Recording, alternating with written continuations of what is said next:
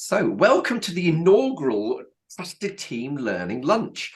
Very excited about this. Actually, this is something that we did as a business for years. So, at Efficient Portfolio, we do these learning lunches pretty much once a month, just as a really nice way of kind of stepping out of the business, thinking about something. And like, I don't try and make these into a whole like section of the workshop. It's just really kind of trying to find a idea around, like particularly around a book that can make you sort of sow a few seeds over your lunchtime. Feel free to eat, by the way, if this is your lunchtime. Please mute yourself if you're eating. That's just a small request. But feel free to eat. But yeah, so I hope to give you a few ideas, and I'm really encouraging you. I think both Ian and Nitesh have said that they'll do a learning lunch. I'm not sure who else has, but that's brilliant. You know, I'd really love you guys to get doing these. Firstly, because it means I'm learning rather than teaching, which is a nice change. But it also means that we kind of get to know each of the members much better. Well, are you able to let them in, Charlotte? Yeah. Okay, great. So we will dive into. We'll just say hello to Claire, and hi, Claire. Hello. Hi there. Hi. So we'll dive into when I was just saying, I'm really encouraging everyone, all the members, to do these themselves as well. So if you haven't put your name forward, Claire, I expect you to. So right, so I'm a big fan of Dan Pink's books. I think I've read all of them, but his very earliest ones. So Drive, which is about what motivates us, is a really interesting book as a business owner, because it, motivation, particularly for employees, is really important, but also for our clients, customers. To Sell is Human is another really good book, in that it's basically saying that everyone has to be in sales. We all have to be in sales, whether you're selling yourself to your boss, whether you're selling your business, your product to other people, whether you're selling the concept of HR in a business. We all have to be better at sales, and so that's a really good book. That's not a sales book at all. Whole New Mind is about the way we think, really good. And his most recent one, The Power of Regret, probably not my favorite of his, but it has one really brilliant message within that. So I might do a learning lunch on The Power of Regret at some point. But I think the most impactful one that I've read in to do with business is When: The Scientific Secrets of Perfect Timing. And I actually saw Dan Pink speak when I was at a conference in the US 2 or 3 years ago, and it was just after he'd released this book. And so he did a talk on the book. Then I read the book and I was like, this actually has the potential to make some huge gains in business. And ultimately, the premise behind the book is the fact that we are smarter, faster, dimmer, slower, more creative, less creative at certain parts of the day versus other parts of the day. And essentially, Twitter did a load of research from all the different tweets that were happening over years and years. And what they found was that if we look at the tweets, we can see kind of the mindset of literally millions and millions of people. And what they found was, essentially, for the vast majority of people, around about 80% of people, they tend to be at their peak state mid-morning. So they wake up in the morning. By mid-morning that they're at peak state. Maybe that's just because the caffeine's kicked in, who knows. But then after lunch, they tend to drop into a trough, which is why I'm having to work really hard at this moment in time, particularly if you've already eaten your lunch. That can be influenced by what you eat for lunch, of course. But even that aside, and I think that maybe that's a conversation for another time. But around what does make a good lunch to have when you're expecting to work in the afternoon, to try and mitigate that trough. So, for example, I know that if I have bread at lunchtime, that my trough is way deeper than if I've had a salad at lunchtime. And then we tend to rebound, but that rebound is usually not quite as high as the peak, and it's slightly different. So that's how the vast majority of people, or 80% of people, tend to operate. There are, however, so he describes the fact that there's different types of birds. We've got the early birds, which is what the former example applies to. We've got the night owls, which operate slightly differently. They're the 20% that are the outside of the rule. And then we've also got the third birds. So we've essentially got 20% early birds, 20% night owls, and then there's the third birds, which are the somewhere in the middle, but they tend to operate more like the early birds, just not quite as extreme.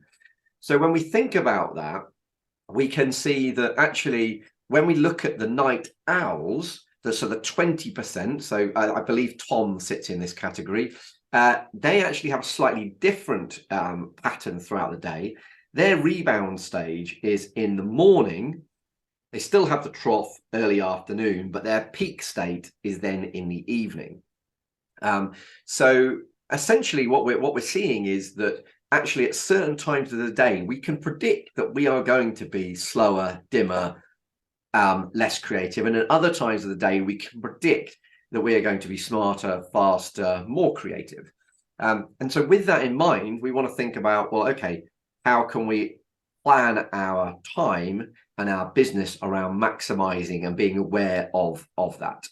And some of the most interesting research that I think was featured in this particular book was by Fitbit. And I know I've quoted this numerous times, I think, on the podcast, but Fitbit did some research and they worked out that pretty much everyone exercises at either 6 a.m. or 6 p.m. You know, you could categorize almost everyone is into a 6 a.m. or a 6 p.m. The people that regularly exercise at 6 a.m. exercise twice as often as the people that regularly exercise at 6 p.m. So, you know, there's all sorts of reasons for that. You know, you get up at 6 a.m. and you exercise, nothing gets in the way because you're not checking your emails. You know, you do it's the first thing you do. Whereas by 6 p.m. you've been at work, you've maybe got tired, and maybe you had a annoying email that turned up. There's lots of things that can get in the way. So that research I thought was really interesting, and I've used it a lot in the podcast. But the research that goes into when, I think, is fascinating. So, for example, a Danish school was doing exactly the same same exam in the morning for some students and the afternoon for other students. And what they found was the difference between taking the exam in the morning versus the afternoon was roughly equivalent to missing a week of lessons. So if you were unlucky enough to get dropped into the afternoon exam, you basically had a week of your education removed. That was the equivalent impact of doing the exam in the afternoon versus the morning, which I think is absolutely astonishing, given that ultimately that is, you know, that's making a massive impact on their life going forward. Another good analogy that's in the book is the impact. If you look at the fluctuations from our most extremes during the day, so our peak state versus our lowest state during the day is roughly, again, the equivalent to having drunk the legal limit for drink drive limit of alcohol. So imagine thinking, right, I've got my most important meeting of the year this afternoon. I think I'll go out for a boozy lunch first. Probably not what you would be planning. And so this is the impact that just understanding how we operate throughout the day can have on our business life. And our moods and performance oscillate during the day in line with that peak and trough. So in the mornings, we tend to peak, we tend to excel at things like analytical work, things that require sharpness, vigilance, focus. I know for a fact that I was much better at client meetings in the morning than I was in the afternoon. And I got to the point where I was like, unless there's an impossibility, I want all my client meetings in the morning rather than the afternoon. But most of us do better on insight work that requires less inhibition and resolve in the afternoon. So, for example, we are often better at creative work in the afternoon. So if you've got if I've got a webinar to build versus do, I would be going, right, I really want to do that. I want to deliver the webinar in the morning when I'm in my peak state. I'm focused. I'm in the zone. But if I'm designing a webinar, actually, I'm probably better to do it in the afternoon. That to me is a sit down, get the creative juices going, and I'll probably create something better in that time than I would have done in the morning. So again, you can think about your different tasks of when can I do different activities. Now, one of the things that he talks about in When is the power of kind of getting starting well, and he talks about starting the day well. Now, of course, having good sleep is absolutely fundamental to that. So a future learning lunch or piece of chunk of the one of the Trusted Team workshops will be around the book Why We Sleep, because it's such a brilliant book around getting better sleep and understanding sleep. But Dan Pink talks about the start of the day, and he says that drinking a glass of water when you wake up is a great way to start the day. That's what I've done for years and continue to do. Avoiding coffee immediately after you wake up. So I'm a big fan of coffee, but it shouldn't be straight after you wake up. Kind of later on in the morning is a better time. It also doesn't want to be after. I think I don't have caffeine after 1 o'clock because I know that it'll impact my sleep. And I know that from looking at the Oura Ring. So I know that that's how it works for me. One of the best things you can do is soak up the morning sun. And in fact, even better is to be outdoors while the sun is rising. So that's an amazing way to start the day. And again, actually, one of the things that Dan Pink suggests in his book is to schedule your any talking-based appointments for the morning. So again, like if it's involving interacting people, that's probably a morning thing. Now, of course, remember, if you're a night owl, that might for you be an evening thing because that's your peak state. But for the 80%, it's a morning thing. A slight aside, but based on this, in one study, they found that judges were more likely to issue a favourable ruling, so either like granting a prisoner parole or allowing them to remove an ankle monitor. They were found that they issued a more favourable ruling in the morning than in the afternoon. So if nothing else, if you're ever going to court and you want a favourable ruling from the judge, you need a morning session, not an afternoon session, because not that you ever will be, I'm sure, but it is worth bearing in mind. But it shows the impact that the start versus the start morning versus the afternoon can have on the way that we operate and ultimately the impact that we make thereafter. So he talks a lot in When about restorative breaks. And that he's a massive fan of restorative break. He actually goes into the book saying that he wasn't somebody that was a big fan of taking breaks, but everything he learned through the research suggested that actually he needed to do it. So he summarized the restorative breaks in the sense that something beats nothing. So even if it's just like a small amount of a small break is better than nothing. High performers work for 52 minutes apparently, and then break for 17 minutes. But you can do whatever works for you. Moving beats stationary. So again, if in your break, it'd be much better to be going out and getting 5 minutes of fresh air, walking around, than sitting down looking at your phone. Social beats solo. So again, there's some research in a South Korean workplace that goes into the book, talking about how more effective social breaks, much more effective at reducing stress and improving mood than answering an email, just eating on your own, etc. Outside beats inside, so getting outside for your break is better than not. And fully detached beats semi-detached, so getting away from the tech is much better for a break.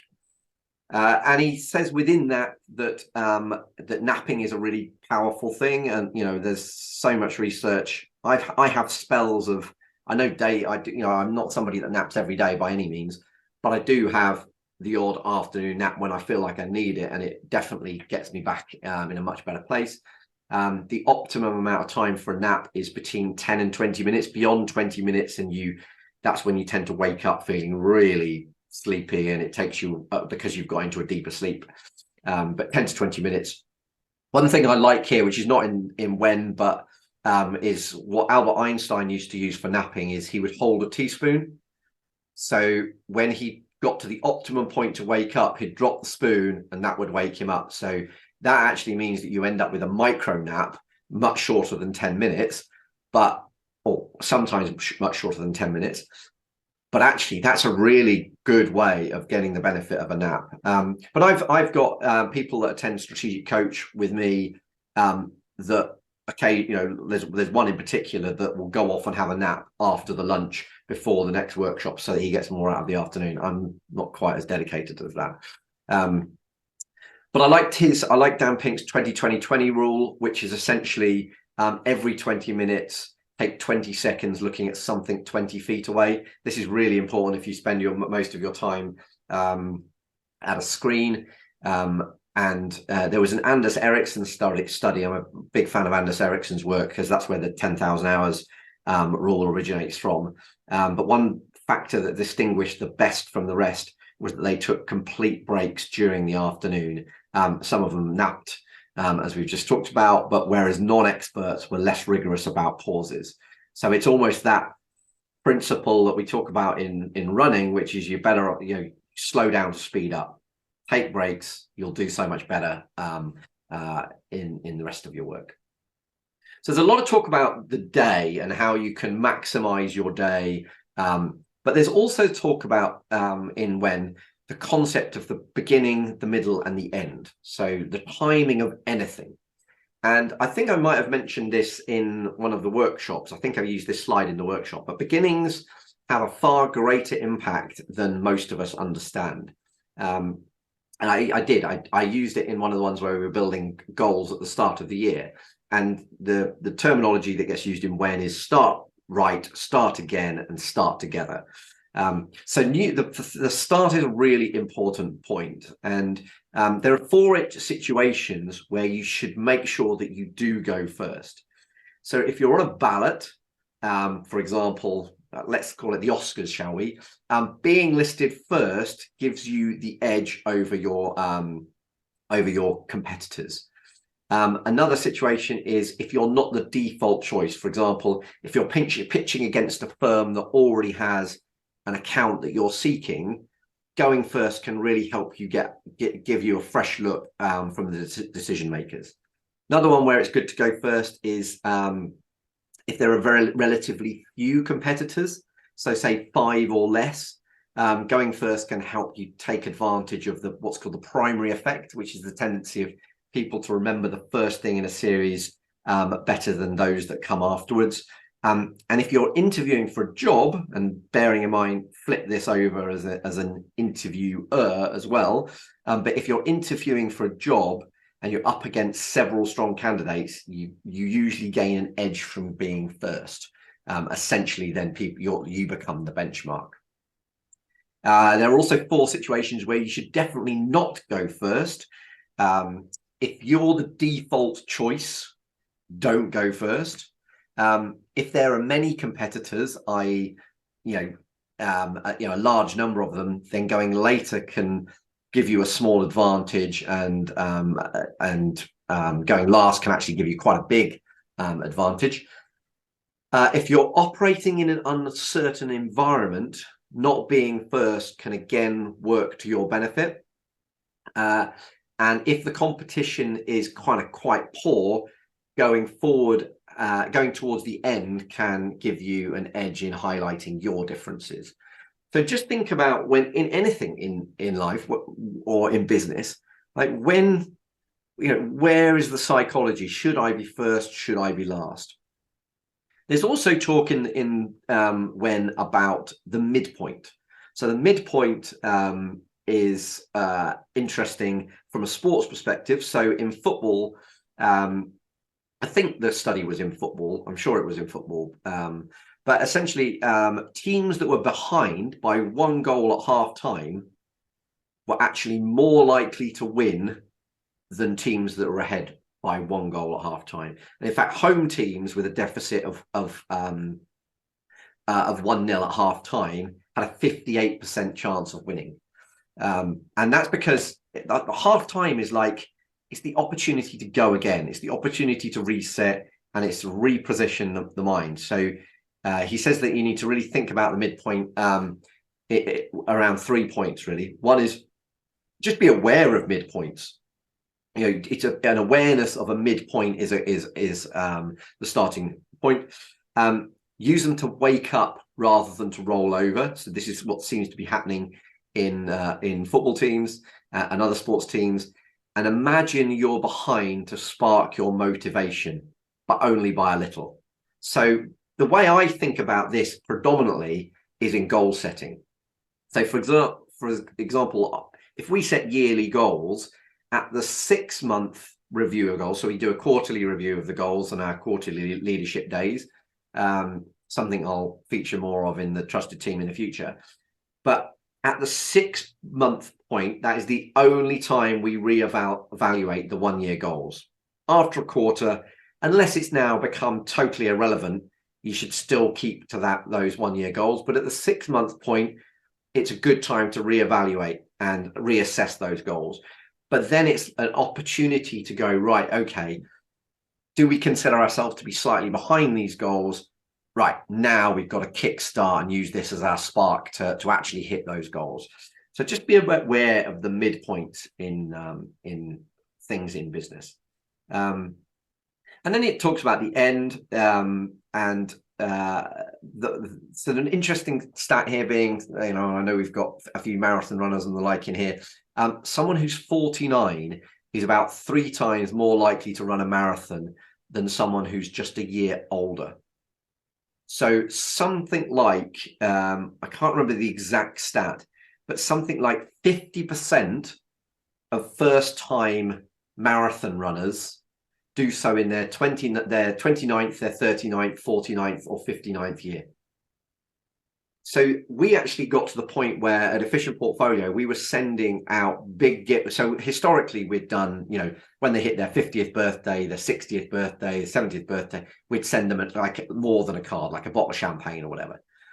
We started doing it with a letter that said, this is your last year of your 40s, so we want you to celebrate that. So because at the time when they get lots of lovely gifts on their 50th birthday, they don't get so many lovely gifts on their 49th birthday, but actually it's a really important year for them. So we would send them the big gift the year before their big birthday, as opposed to the year of it. And so you might want to think about how people, you know, treat those last years. And you also might use that as your inspiration to getting towards the end of a decade. What can I do? There's some Daniel Kahneman research that I made a note of, and I'm just trying to, I'm going to skip over it because I can't remember enough detail about it. But yeah, so think about the end of things. And then the final kind of topic around when the book is around the importance of being in synchronization with other people. And synchronization makes us feel good. And the feeling good helps the group's kind of wheels turn more smoothly. So coordinating with others also makes us do good, and doing good enhances synchronization. So I've thought about this in my own exercise, for example. I know that there is something powerful about cycling in a group or swimming in a group. And it's not the fact that it means that I've got people to chat to when I stop for coffee and bacon sandwiches. There is something about being in cycling, you know, even when we're not chatting, there's something really quite powerful about cycling together. And whether it's yoga classes, whether it's singing in a choir, whether it's dancing, whether it's running with other people, we see it in business. And I think this is one of the challenges that businesses have with more and more people working from home is it feels like we're flying solo more, and we're not having that synchronicity. We're not creating that tribe, and that is pulling the culture apart of it. And I think we've got to work hard. I'm not saying I know the answers to that, but I think we've got to work harder in this current working environment to create synchronicity. But how can you create synchronicity within your business and create tribes of people, or how can you find tribes of people to help you achieve the goals that you want to achieve? So I hope there is some ideas in there that spark some thinking for you around your business. But I want you to specifically consider some questions, questions you might want to ask yourself with this in mind. Firstly, I'd really recommend you read the book. It's a great book. All Dan Pink's stuff is really easy to read, really compelling reading. But the questions I would be asking, having read it, is, when should my most important activities be done? What time of the day, what time of the week should I be doing my most important business activities, so that I'm in peak state, I'm likely to get into flow quicker, I'm likely to deliver better results? And how can you plan your week? Another exercise we're going to do with a trusted team in the future is designing your happy week. And this is something that we can factor into that. But when should you be doing your most important activities? Also, the flip side of that is, when should you never do your most important activities? I would say to Victoria, on a Monday afternoon, I don't care what's going on, I don't want a client meeting. I know by Monday afternoon, I'm not in the right frame of mind for a client meeting. Just don't do it. Unless the world is burning down and we just need, that's the only time available ever. Same with Friday afternoon. Friday afternoon, no go. Just because I know I'm not going to deliver the client value because I'm in totally the wrong mindset at that time of the week. Another thing to think about is, when am I best to do my exercise? If you're not exercising first thing in the morning, actually, you probably double your success rate by switching to exercising in the morning. And for people like Claire that's exercising every day, could you make the most important session the one that goes in it first thing, just so that you make sure that you hit the most important ones? When am I best at being analytical? That's probably the morning for most of you, but for night owls, it might be later on in the day. And when am I best being creative? And how can I assign my tasks over the course of when I'm planning my week? And I've talked a bit about using the Limitless Life Planner to plan your week and giving yourself, scheduling in the different activities. So I've tried to schedule that into a week where I'm going, right, okay, if I'm being creative, I want it in the afternoon. If I've got to be analytical, or I've got to be talking, I've got to be super focused, then I need it in the morning. How can you use the power of start, the midpoint, and the end in your business or life? And whether that's inspiring you to do better, hitting more goals, reassessing goals better, how can you use the power of the start, the midpoint, and the end to achieve more? And the final question I would ask yourself is, how can I build or join a tribe to either grow myself or my business? And that, I think, again, is, how can you create synchronicity in people? Those are the questions I would be asking yourself to see if you can get more out of, create a more productive week. So that is When by Dan Pink. I hope that is a useful learning lunch. I'm try to wrap up by about 1 o'clock. But I'm also happy to sit and have a conversation around what thoughts that provokes. So let me stop the share. Anybody got any thoughts on that, or any questions, or any insights? Yeah, Charlie, I've got a bit of a question. I'm such a night owl, but I prefer to be an early bird. What can I do? Is it just built in my DNA, or is it transitionable to go from a night owl to an early bird? Good question. I think I don't think Dan talks about that in When so much, transitioning from one to the other. But I would say that Tom has tried to transition from a night owl to an early bird, haven't you?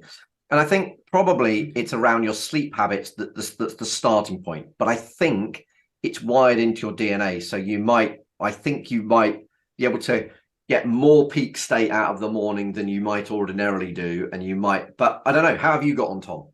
I think it's doable. I think whenever you have to be more disciplined, and then every time you kind of fall out of the discipline, then you kind of revert back to what is naturally normal for you. And I think if I want to be, I have to, you know, how you were assigning the tasks. I can exercise in the morning because it doesn't require me to say be creative or do work. But I find that kind of early evening block, my brain switches on and it kind of wants to do things, but then doesn't want to switch off late at night. So in some ways, it's when you're on the wagon, if I can time myself out through the exercise in the morning, then I can still do. I think I still need to plan my day. Like, it would be better for me to do a client meeting in the evening or the afternoon, but try and do other stuff in the early morning, and, you know, still apply the same logic, but just in a different way. I think that's just to. Oh, sorry, go on. Just to add on, Matt, it is possible because I've done it. I used to not go to bed until 2-3 a.m. in the morning and not be able to get out of bed before 8:30 without a huge amount of pain. Now I get up at 5 every day and I'm out cold by 10. So it's built around habits, isn't it? Yeah, well, I actually, mine was built around kids, I must admit. Children completely but the kids affected. created the habit. They did create the habit because you can't within the constructs of law snooze a baby too much. So I had to get up. But no, Matt, it is possible. And actually, the biggest thing that I found helped me convert was getting to bed early without a screen. Because that's the bit that's, for a lot of people, you need that window between when you're planning to go to bed and when you switch off, to not have that even if you've got a red light filter and all that screen rubbish, just don't look at any digital device for at least 90 minutes before you're planning to go to sleep. And that's why the whole Why We Sleep book is such a brilliant book, and why it's something I want to cover, because actually it's building that sleep routine. And I mean, so for example, like the 90 minutes rule for blue light is absolutely vital, but you can start being in a dimmer light environment. You can also set an alarm to go to bed as opposed to an alarm to get up. Exercising in the morning helps you sleep better later on in the evening. Whereas if you exercise in the evening, you've got the endorphins going. I mean, when I used to do kickboxing, I'd get back from kickboxing at like 10:30 at night, but I'm totally wired. So I had to sit there and eat because there was nothing else I was no point in trying to go to bed. Whereas now that I exercise predominantly in the morning, by 10 o'clock, I'm like, right.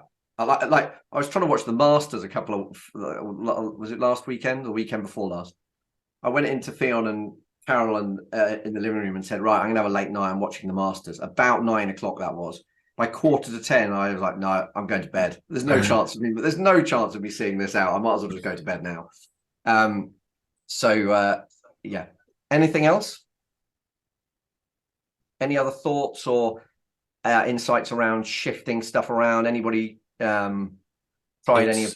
Yeah, I think for me and especially Miles behind me, we're going through a big development at the moment, and tracking where the peaks and troughs are is on schedule, because we've found we're wasting loads of time trying to get stuff done together at times in the day when we're both just going, don't get it. And then you spend 10 minutes the next morning and it's done, rather than looking at a screen for an hour going, it just doesn't look right. What's wrong with it? What's wrong with it? So no, it's amazing to think something as simple as moving it around can make such a big difference. But we're in this artificial cycle of just trying to get as much done in a day. Yeah. One thing that I didn't mention, but has just reminded me, in the book Endure, he talks about performance. So with the Fitbit analysis of the 6 a.m.ers versus the 6 p.m.ers, the 6 a.m.ers were twice as likely to do the exercise than the 6 p.m.ers. But if you actually want to operate at your best, you're like, if you're going to try and do your fastest 5K or your 10K, afternoon is better. I'd be interested, Claire, maybe you can comment on this, but the performance levels, according to Endure, will be actually slightly better in the afternoon than in the morning, albeit you're less likely to actually do it. I think there is some research around performance, as in from a sporting perspective, that actually in the evening, even if you're an early bird, like you're an early riser and you train in the morning, if you're going to do more anaerobic, fast-paced, hard work, that actually evening, and I'm not sure what evening means in terms of time, by the way, that actually you can get your best performances then. I guess because, you know, some of it is that you've woken up maybe and your body is warmed up, you've had fuel, you're hopefully hydrated, and can be in the best state possible at kind of that time in the evening. Brilliant. Well, unless anybody's got any other questions, let's wind it up. Thank you for dialing in for the first learning lunch. I hope it's given you some food for thought, at the same time as having food for your tummy as well. Yeah, have a great rest of the day, and we'll I can't remember whether there's another learning lunch between now and the next workshop, but I'll see you at the next one of those, if not before. Super. Thanks very much. Good. Thank you. Thank you, Bye. guys. See you later. Bye. Bye. Bye-bye. Bye.